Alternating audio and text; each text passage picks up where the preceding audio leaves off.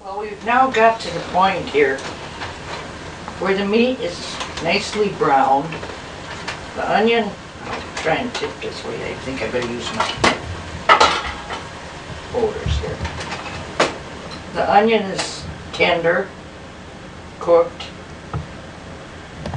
Can you see that? Yeah, just at the side of it we see that the hamburger looks pretty brown and the onion is tender. And how can you tell when the onion is tender? Well, I'm sure you could just take a piece and press it against the side of the pan, and you know, you would feel that it's quite soft. Now we do have a problem in that with ground beef, it has some fat in it, which we don't want. So we're going to take the cover here, and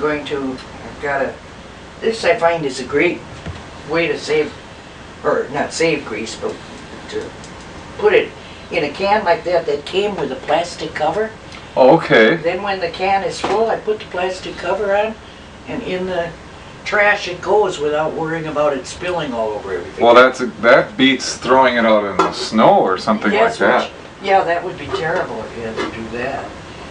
So here we're going to just slide the cover slightly and let the grease fall into the container.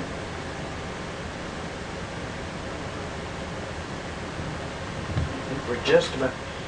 You're not going to be able to get every last bit of it, but...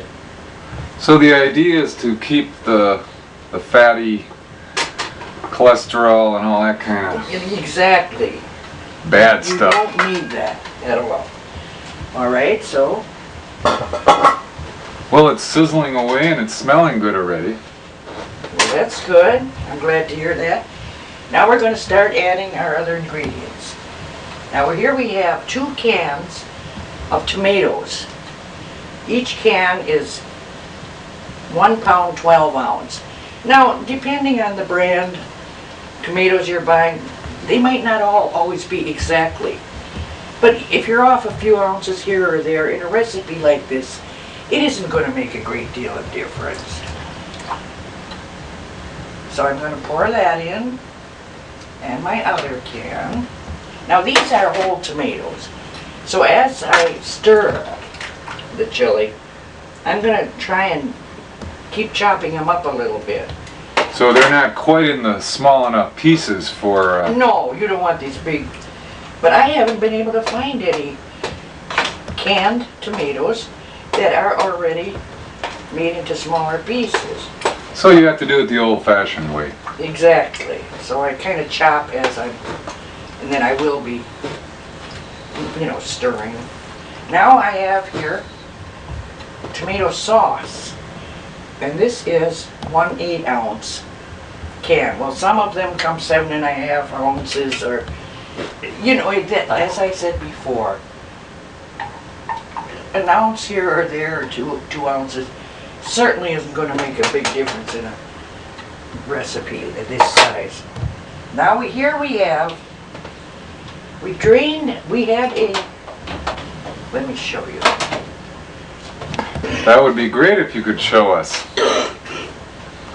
I had a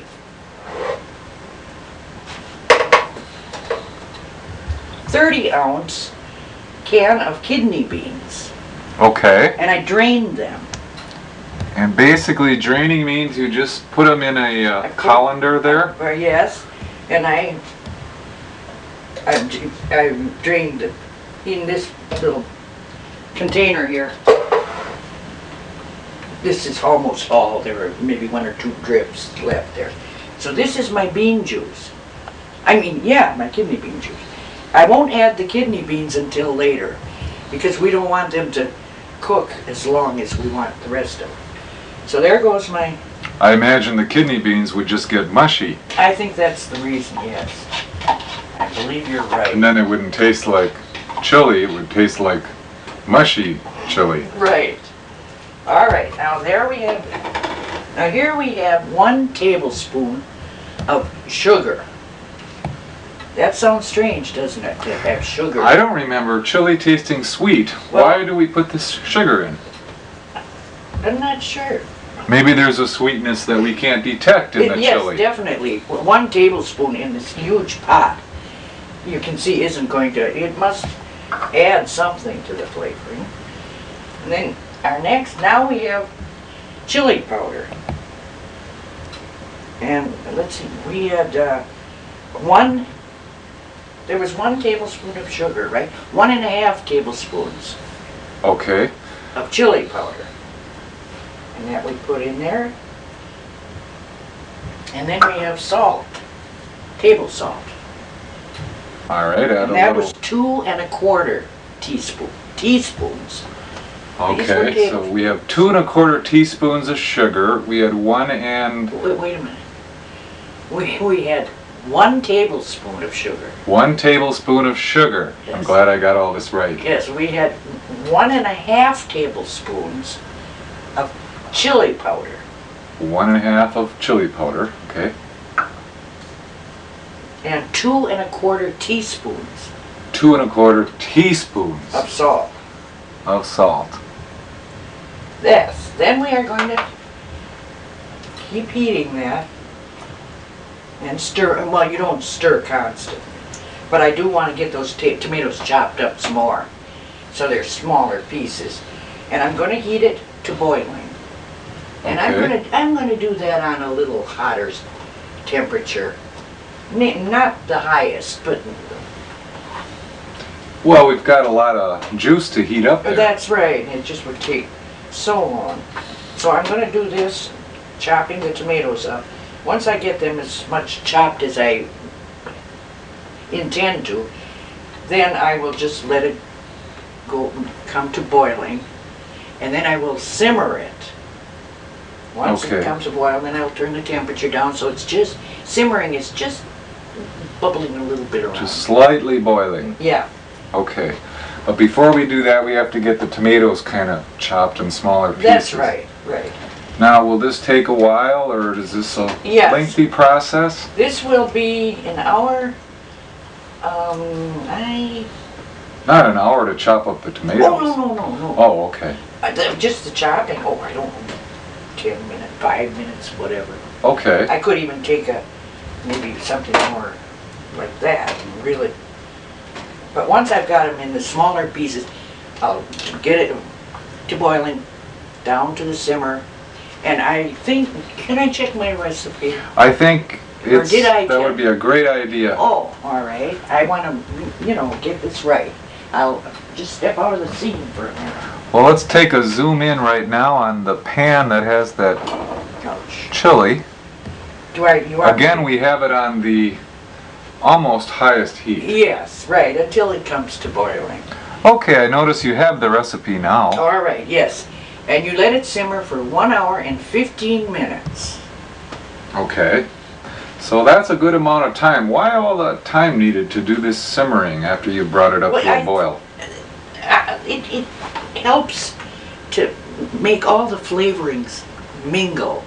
Mingle. You want to have it. In fact, sometimes it's even better the next day because they've had a chance to blend with each other. So it's the mingling of the flavors is what we're looking for. Exactly. Because all of these tomatoes are pre-cooked. It isn't the actual cooking, it is just to get everything all blended in together. Now I notice you're using the two-handed double utensil approach. Well, I thought that would speed up the chopping of the tomatoes. Now, can we buy these utensils at our local kitchen store? Oh, yes. In fact, most supermarkets have an area where you can buy.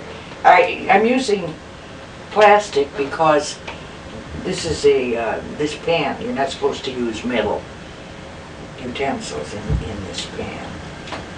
It has a surface that's... One of those stick-free. Yes, I think it's Teflon, which I don't think they use anymore, but this is an old pan. So there, I'm just going to let it... I'm going to let it boil. I don't know, want me to, well, it'd be kind of hard to tip it over, because, Well, I think if you tipped it just a little bit, we could take a Alright. look at the final concoction before we and wait for it to boil. okay. That's fine. I can see it looks like the beginnings of chili, and it smells like it. So should we... Do you want to let us just let it do its thing? Why don't we do that? We'll let it do its thing, and then we'll Hour be and right 15 back. minutes, okay? Okay.